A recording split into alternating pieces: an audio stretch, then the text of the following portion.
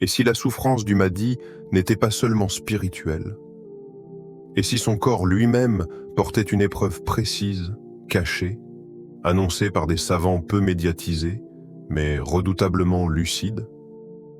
Aujourd'hui, nous allons aborder un sujet sensible, rarement expliqué en profondeur. La maladie du Mahdi, telle qu'évoquée par Cheikh Al-Koussi, et surtout son emplacement exact dans son corps, ainsi que la sagesse divine derrière cette épreuve silencieuse. Si tu fais partie des croyants sincères, abonne-toi dès maintenant à la chaîne Témoins d'Allah, une chaîne dédiée au mystère du destin, aux signes de la fin des temps et à la sagesse cachée derrière les épreuves divines. Et si tu vis dans un pays francophone comme la Suisse, la France, la Belgique ou le Canada, cette chaîne est aussi la tienne. Ton soutien est essentiel pour que ces vérités continuent d'être transmises. Entrons maintenant dans le cœur du sujet.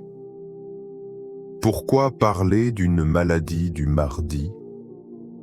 Dans l'esprit de beaucoup, le Mahdi est perçu comme une figure presque irréelle. Un homme sans faille, un être porté par une force surnaturelle constante, toujours victorieux, toujours sûr de lui, toujours protégé. Cette image rassure, car elle correspond à ce que l'être humain attend d'un sauveur, quelqu'un de solide, de stable, d'imperméable au coup du destin. Pourtant, cette représentation est trompeuse. Elle simplifie excessivement une réalité bien plus profonde, bien plus dérangeante et surtout bien plus humaine. Parler d'une maladie du Mahdi choque parfois. Certains y voient une atteinte à son statut, d'autres une tentative de diminuer sa mission. Mais en réalité, c'est tout l'inverse. Refuser cette idée, c'est projeter sur le Mahdi une vision idéalisée qui n'a jamais été la méthode divine. Car l'histoire spirituelle est claire. Les élus ne sont jamais préservés de l'épreuve. Ils en sont traversés. Cheikh Al-Koussi insiste sur ce point fondamental. L'épreuve précède toujours l'élévation. Elle n'est pas un obstacle, mais un passage obligé. Dans tous les récits des grands réformateurs, des guides et des hommes choisis, on retrouve ce même schéma. Solitude, douleur, incompréhension, parfois maladie. Non pas pour les affaiblir, mais pour les façonner intérieurement, loin des regards, loin des applaudissements. La maladie, dans cette perspective, cesse d'être un défaut. Elle devient un langage, un moyen discret par lequel Allah parle à l'âme de son serviteur. Une conversation silencieuse que seuls ceux qui souffrent comprennent réellement. La douleur physique ou intérieure dépouille l'homme de ses illusions. Elle brise l'orgueil, ralentit le pas, force à l'introspection. Elle empêche l'ivresse du pouvoir avant même que le pouvoir n'arrive. Le Mahdi, destiné à porter un poids spirituel colossal, ne peut pas être préparé dans le confort. Une mission qui doit rééquilibrer un monde plongé dans l'injustice ne peut pas être confiée à quelqu'un qui n'a jamais goûté à la fragilité humaine. Selon Cheikh Al-Koussi, la maladie du Mahdi n'est donc ni un accident biologique, ni une punition divine. Elle est un outil de préparation, précis, mesuré, parfaitement dosé. Il est important de comprendre que cette maladie ne définit pas le Mahdi, mais qu'elle l'accompagne. Elle ne l'empêche pas d'avancer, mais elle l'oblige à avancer autrement. Plus lentement parfois, plus intérieurement surtout. Là où d'autres seraient tentés par la domination, lui est rappelé à la dépendance. Là où certains chercheraient de la reconnaissance, lui est maintenu dans l'effacement. Cheikh Al-Koussi souligne également un aspect rarement évoqué.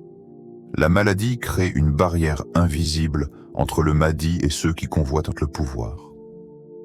Les ambitieux sont attirés par la force apparente, la prestance, la capacité à impressionner. Or, Un homme porteur d'une épreuve corporelle n'attire pas les adorateurs de l'ego. Il repousse naturellement ceux qui cherchent la grandeur pour eux-mêmes. Cette barrière est une protection. Elle empêche les alliances malsaines, les soutiens intéressés, les disciples attirés par la gloire. Elle filtre, lentement mais efficacement, ceux qui approchent que le Mahdi. Ne restent que ceux capables de voir au-delà de l'apparence, au-delà de la faiblesse apparente, au-delà de la lenteur parfois imposée par la douleur. Il faut aussi comprendre que cette maladie permet au Mahdi de ressentir profondément la souffrance du peuple. Un homme qui n'a jamais souffert physiquement parle de justice de manière théorique. Un homme qui connaît la douleur parle avec une autorité différente. Pas celle du commandement, mais celle de la compassion. Pas celle de la supériorité, mais celle de la proximité. Cheikh Al-Koussi explique que cette proximité est essentielle. Le Mahdi n'est pas envoyé pour régner de loin, mais pour guider de l'intérieur. Sa mission exige qu'il comprenne les silences, les fatigues, les découragements. Une maladie discrète, persistante, lui enseigne ce que les livres ne peuvent transmettre. La patience réelle, celle qui se vit quand personne ne regarde. Dans un monde obsédé par la performance, parler d'une maladie du Mahdi devient presque un acte de résistance spirituelle. Cela brise l'illusion que la force divine se manifeste uniquement par la domination et la puissance visible. Cela rappelle que le véritable renversement commence souvent dans la faiblesse assumée, dans l'endurance cachée, dans le combat intérieur. Cette réalité dérange car elle oblige chacun à revoir ses critères. Si le Mahdi lui-même traverse la maladie, alors la souffrance n'est plus un signe d'abandon. Elle devient un signe de proximité. Elle n'est plus une honte, mais un terrain de transformation. Et c'est précisément ce que Cheikh Al-Koussi cherche à transmettre. Ce que beaucoup rejettent est parfois ce par quoi Allah prépare ses plus grandes œuvres. Ainsi, parler de la maladie du Mahdi, ce n'est pas diminuer son rang. C'est au contraire révéler la profondeur de sa préparation. C'est rappeler que la grandeur véritable ne naît jamais dans l'absence d'épreuves, mais dans la manière dont on la porte, en silence, sans se plaindre, sans se mettre en scène. Et c'est peut-être là que réside la première leçon cachée pour le spectateur. Si celui qui est destiné à réformer le monde a dû être brisé intérieurement avant d'être élevé, alors aucune douleur vécue sincèrement n'est inutile. Aucune faiblesse n'est vaine, aucune épreuve n'est sans sens, même lorsque ce sens reste encore voilé. L'emplacement exact de la maladie, selon Cheikh Al-Koussi. C'est à ce moment précis que les paroles de Cheikh Al-Koussi cessent d'être simplement intrigantes pour devenir profondément troublantes. Car il ne parle pas d'une maladie vague, symbolique ou métaphorique. Il évoque au contraire un emplacement précis, une zone du corps qui joue un rôle central dans l'équilibre entre la force apparente et la fragilité intérieure. Selon lui, la maladie du Mahdi n'est pas visible. Elle ne se manifeste pas par des signes extérieurs constants, ni par une incapacité évidente. Celui qui regarde le Mahdi de loin ne devine rien. Celui qui l'observe rapidement ne remarque rien. Et c'est précisément ce caractère invisible qui rend cette épreuve si puissante. Elle ne cherche pas à attirer la compassion, ni à provoquer la pitié. Elle agit dans le secret, comme la mission elle-même.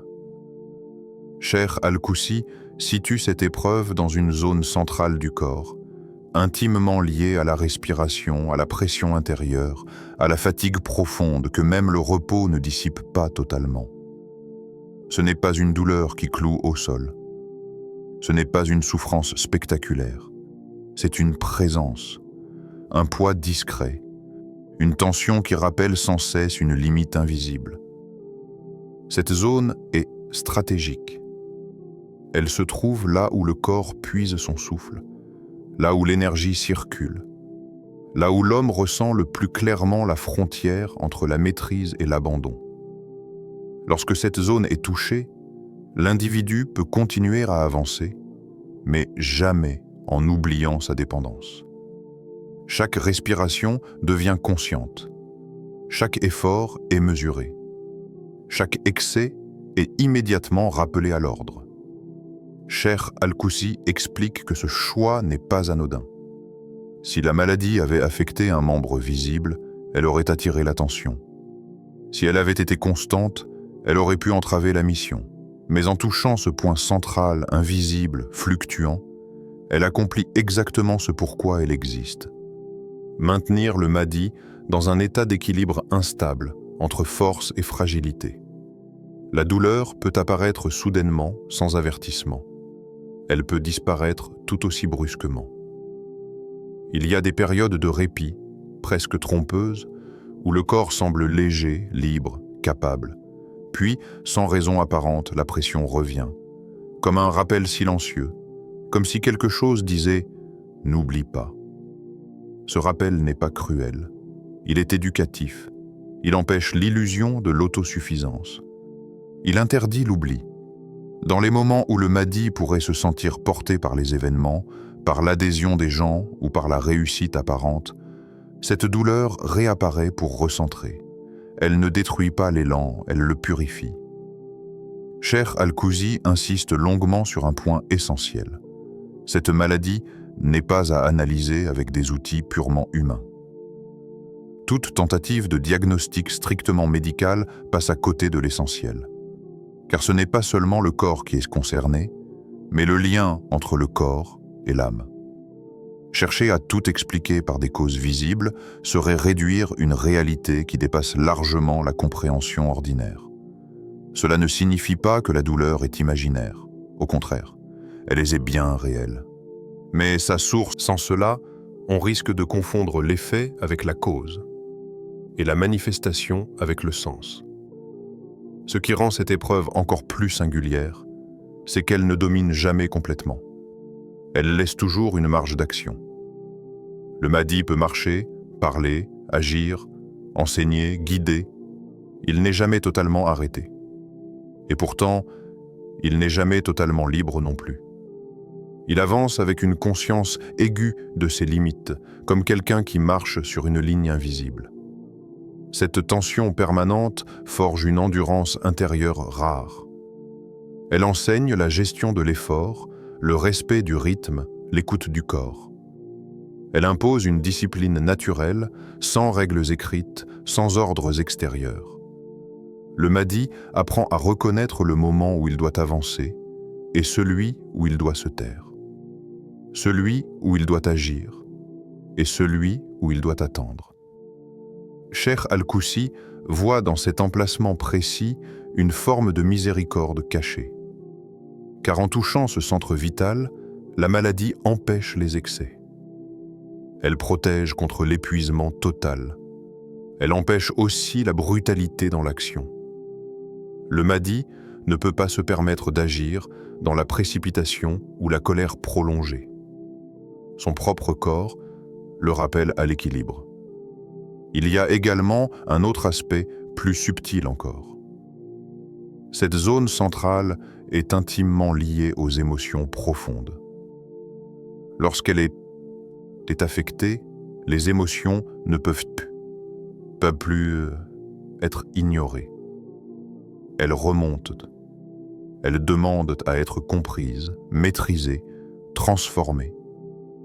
La douleur devient alors un miroir intérieur, révélant ce qui doit être apaisé avant d'être exprimé. Ainsi, la maladie du Mahdi n'est pas une entrave à sa mission. Elle en est une composante silencieuse. Elle façonne son rapport au temps, à l'effort, à la parole. Elle lui apprend que chaque souffle est un don et que rien ne peut être pris pour acquis. Et c'est précisément pour cette raison que Cheikh Al-Koussi avertit. Seul Allah connaît la réalité exacte de cette épreuve. Tout le reste n'est qu'approche, observation, tentative de compréhension. Ce qui importe n'est pas de localiser la douleur avec précision, mais de comprendre pourquoi elle existe et ce qu'elle produit intérieurement. Car au final, cette maladie n'est pas là pour être vue. Elle est là pour agir, en silence, dans la profondeur.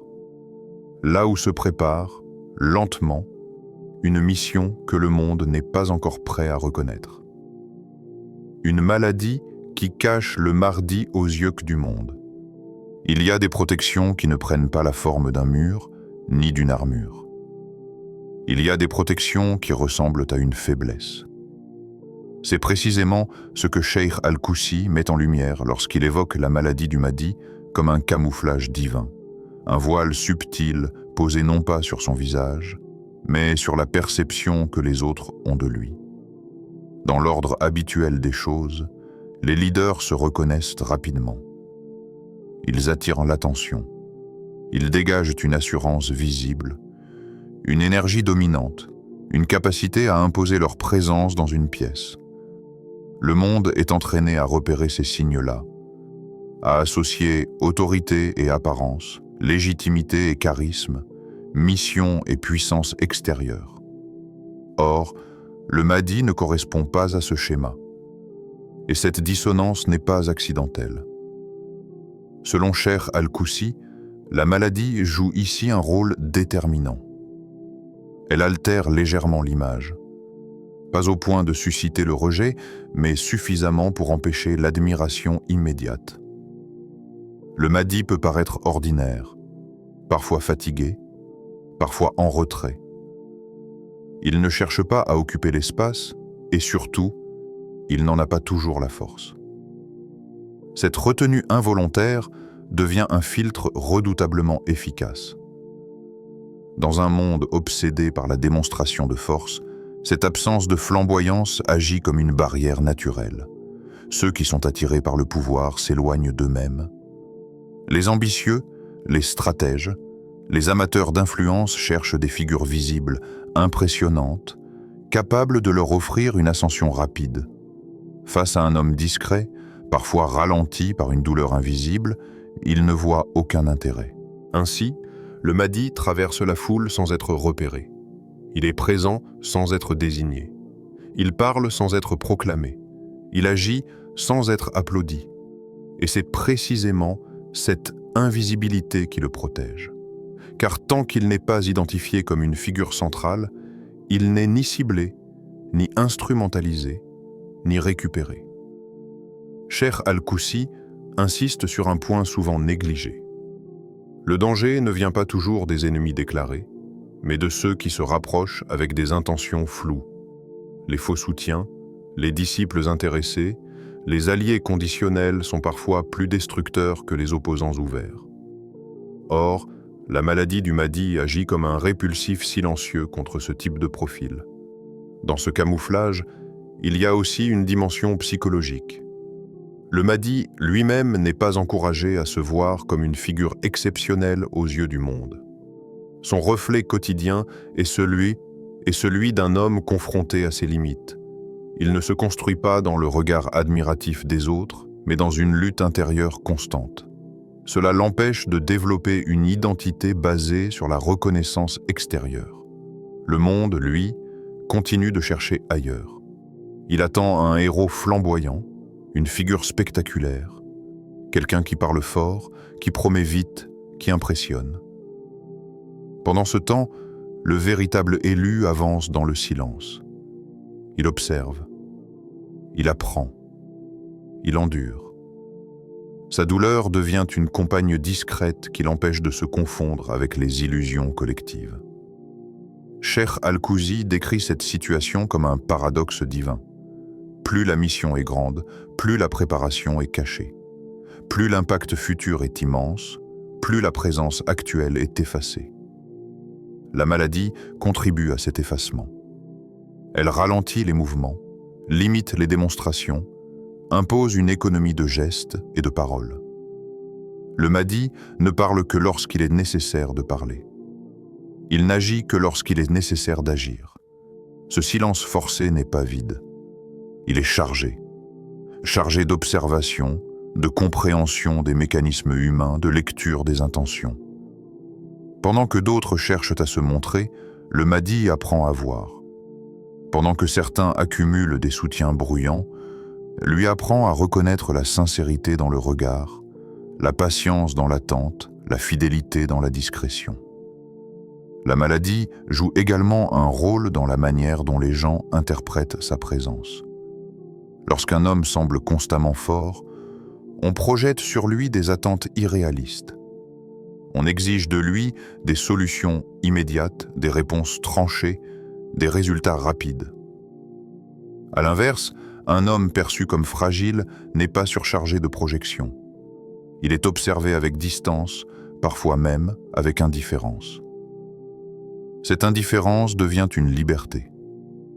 Libre d'attentes excessives, le Mahdi peut se construire sans pression sociale directe. Il n'a pas besoin de répondre à un rôle imposé par les autres. Il peut mûrir intérieurement sans être constamment sollicité. Cette maturation lente est essentielle pour une mission qui ne pourra pas être improvisée. Cheikh Al-Koussi va plus loin encore. Il explique que cette invisibilité protège aussi le Mahdi contre lui-même. Sans ce voile, il pourrait être tenté de se révéler trop tôt, de parler avant l'heure, d'agir avant que les conditions ne soient réunies. La maladie, en imposant des limites, empêche la précipitation. Elle impose un rythme qui n'est pas dicté par l'impatience humaine, mais par un ordre plus élevé. Il y a enfin un aspect profondément spirituel dans ce camouflage. Ceux qui restent proches du Mahdi malgré son apparente fragilité ne le font pas pour ce qu'il représente extérieurement, mais pour ce qu'ils perçoivent intérieurement. Ils ne sont pas attirés par une image, mais par une présence, par une manière d'écouter, de comprendre, de ressentir. Ces personnes-là ne sont pas nombreuses. Et c'est voulu. La maladie du Mahdi ne s'arrête pas à la chair. Elle traverse. Elle descend plus profond. Elle touche cet espace intérieur où l'être humain ne peut plus tricher. Là où les masques tombent. Là où les discours s'éteignent. Là où il ne reste plus que la respiration, l'attente et une conscience aiguë de sa petitesse. Selon Cheikh Al-Koussi, c'est précisément dans cette zone invisible que se forge la patience exceptionnelle du Mahdi. Pas une patience théorique, ni une patience affichée, mais une patience vécue. Celle qui naît quand la douleur ne disparaît pas immédiatement. Celle qui s'installe dans le temps. Celle qui oblige à ralentir alors que tout autour pousse à accélérer. Cette douleur empêche le Mahdi de devenir dur. Elle l'empêche de se transformer en figure autoritaire, distante, inaccessible. Un homme qui souffre intérieurement ne peut pas mépriser la faiblesse des autres. Il ne peut pas ignorer les silences. Il reconnaît immédiatement la fatigue dans un regard, la lassitude dans une voix, la détresse derrière un sourire. Sa propre épreuve devient un langage qu'il comprend chez autrui. Cheikh Al-Koussi insiste sur cette transformation subtile. La douleur affine l'écoute. Elle oblige à être attentif. Quand le corps rappelle sans cesse ses limites, l'âme apprend à observer plutôt qu'à dominer. Le Mahdi n'interrompt pas. Il n'impose pas. Il laisse venir. Il laisse parler. Car il sait, intimement, que certaines souffrances ne demandent pas de solution rapide, mais une présence réelle. Chaque élancement devient alors plus qu'une sensation physique. Il devient une invocation silencieuse, pas forcément formulée par des mots, mais ressentie profondément. Une sorte d'appel intérieur qui surgit sans prévenir, rappelant que l'homme ne se suffit jamais à lui-même. Cette invocation n'a pas besoin d'être prononcée pour être entendue. Elle est gravée dans l'instant même de la douleur. Cheikh Al-Koussi décrit ce processus comme une éducation intérieure permanente. La maladie empêche l'oubli. Même dans les moments d'accalmie, elle laisse une trace. Une mémoire corporelle. Le Mahdi ne peut jamais s'installer durablement dans l'illusion de la maîtrise totale. Il sait que sa force peut se retirer à tout moment. Cette conscience aiguë l'empêche de se croire invincible. Et c'est précisément là que réside la profondeur spirituelle de cette épreuve. La douleur rappelle sans cesse que la victoire ne vient jamais du corps. Le corps peut porter, soutenir, agir, mais il n'est jamais la source ultime. Il est un instrument, un moyen, jamais une origine. Cette vérité, le Mahdi ne l'apprend pas dans les livres. Il la vit, il la ressent, il la respire à travers chaque limite imposée. Cette expérience rend le Mahdi imperméable à l'orgueil. Non pas parce qu'il le combat activement, mais parce que l'orgueil ne trouve aucun terrain où s'installer. Comment se glorifier quand le corps rappelle régulièrement sa fragilité?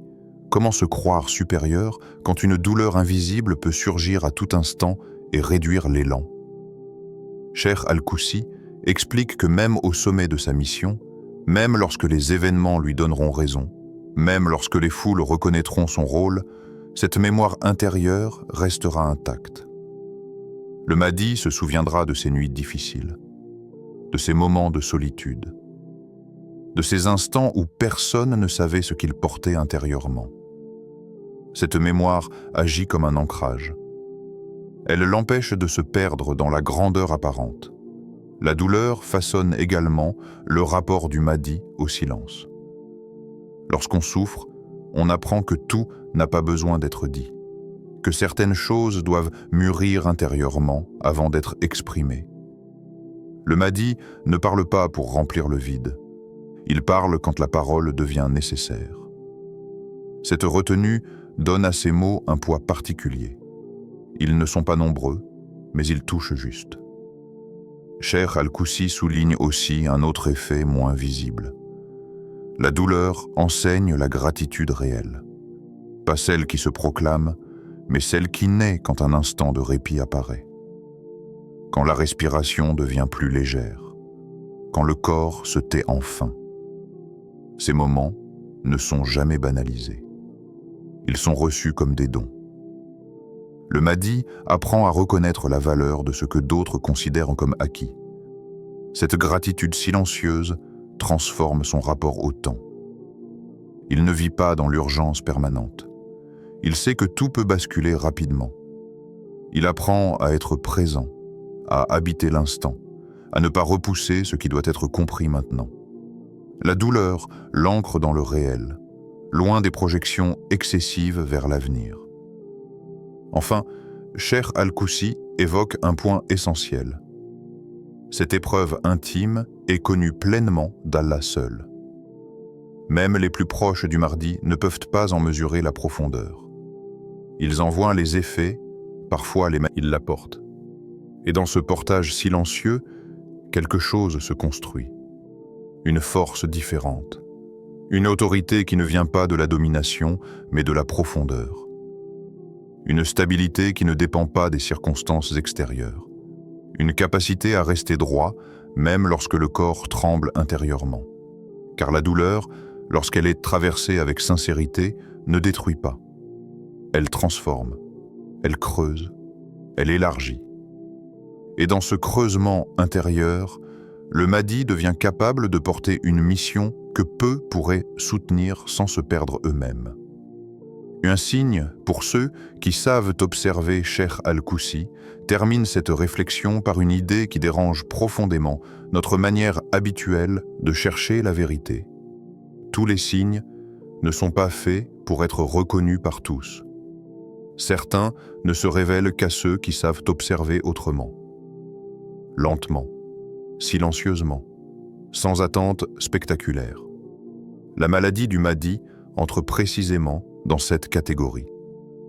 Elle n'est pas un signe criant, ni une preuve éclatante. Elle ne s'impose pas au regard pressé. Elle ne convainc pas par l'évidence.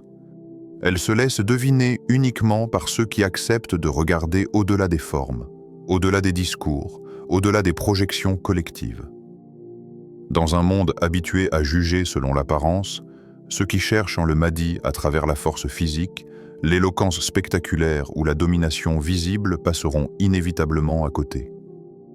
Ils chercheront un homme toujours debout, toujours sûr, toujours conquérant. Ils attendront des signes qui rassurent l'ego, pas des signes qui interrogent la profondeur. Cheikh Al-Koussi explique que cette attente est précisément ce qui aveugle. Car la véritable puissance ne se manifeste pas toujours par l'éclat. Elle se manifeste parfois par la constance, par la capacité à tenir dans la durée, par l'endurance silencieuse face à une douleur que personne ne voit, mais qui ne disparaît jamais totalement. Ceux qui savent observer remarquent autre chose. Ils perçoivent une stabilité étrange, malgré les limites. Une lucidité qui ne vient pas de la domination, mais de l'expérience intérieure. Une présence qui n'écrase pas, mais qui apaise.